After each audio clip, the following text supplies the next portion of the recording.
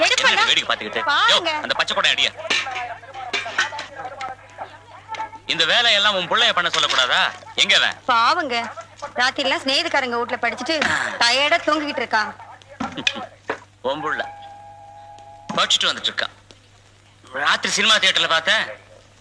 ஏட்டு கூட்டமா இருக்கிற டிக்கெட் வாங்கி கொடுனா அடி செருப்பாலான ஆட்டோல ஏத்து விட்டேன். வரலையா? வந்தாங்க. ராத்திரி 2 மணி ஆயிடுச்சு. 2 மணியா? அப்ப பிளாக்ல டிக்கெட் வாங்கி ஆட்டத்தை பார்த்துட்டு தான் வந்திருக்கான். எங்க இந்த நாய் நெட்டில படுக்க வச்சு அப்படியே மேல உருண்டுறேன்.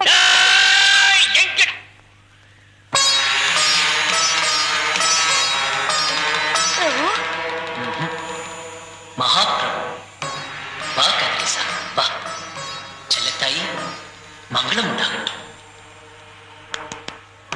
ஆமா, சாமி ஏன் இப்படி உக்காந்துட்டு இருக்குது? இது குண்டலினி யோகம். காற்றே ஆசனம். மனிதனாய் பிறந்த ஒரு மகன் குண்டலினி யோகத்தில் 6வது இடமான சகசாரத்தை அடைந்து விட்டான். சாமி எப்ப மலை ஏறும்? ஏறாது, இறங்கும். ஏன் சாமி, இவரு 20 வருஷமா ஏட்டாவே இருக்காரு, அத கொஞ்சம் கவனிக்க கூடாதா? அது தலைவி.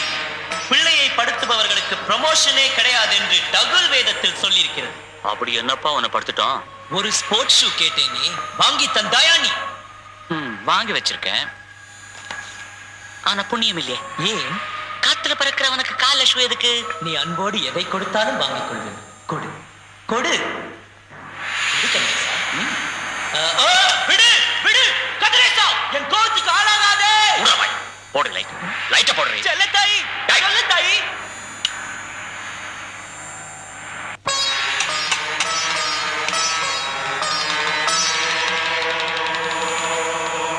இவ்வளவு கெட்டிக்காரத்தனம் புத்தி வச்சிருக்கிறிய, இத படிப்புல காமிச்சேன. படிப்புல நான் என்ன படிக்காம இருக்கேன்?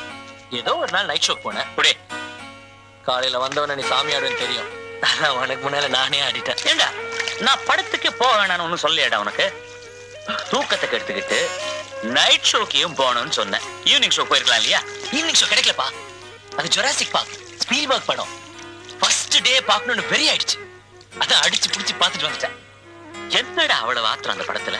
என்ன அவ்வளவு ஆத்திரம் உனக்கு? பிரபு, நான் எத்தனை தடவை உனக்கு சொல்லியிருக்கேன், ஆத்திரமோ அழுகையோ கோபமோ சந்தோஷமோ எதுவா இருந்தாலும் சரி, ஒரு 5 நிமிஷம் ஒத்தி போடு. அந்த 5 நிமிஷத்துல மனசு அமைதி ஆயிடும். அதுக்கப்புறம் எடுக்கிற எந்த முடிவா இருந்தாலும் தெளிவா இருக்கும். நானும் 5 நிமிஷம் ஒத்தி போட்டேன்ப்பா. ஆனா 2 நிமிஷத்துல பெல் அடிச்சானே, அதான் படத்துக்கு போயிட்டேன்.